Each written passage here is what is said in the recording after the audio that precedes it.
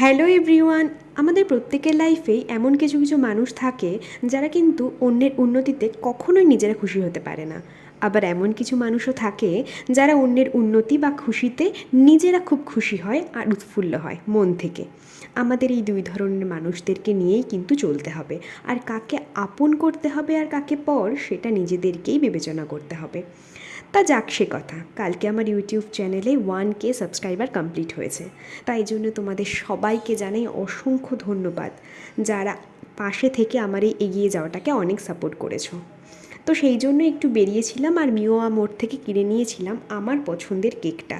জানি এই অ্যাচিভমেন্টটা আজকালকার যুগে খুবই ক্ষুদ্র, তবু আমার কাছে এটা কিন্তু খুব স্পেশাল। সেদিন বেরিয়ে জগদ্ধাত্রী ঠাকুরের অনেকগুলো ভাষণ চোখে পড়লো। আর আরও সহস্রবার তোমাদের জানাই অনেক অনেক ধন্যবাদ। এইভাবেই সবাই পাশে থেকো আমার। বাই।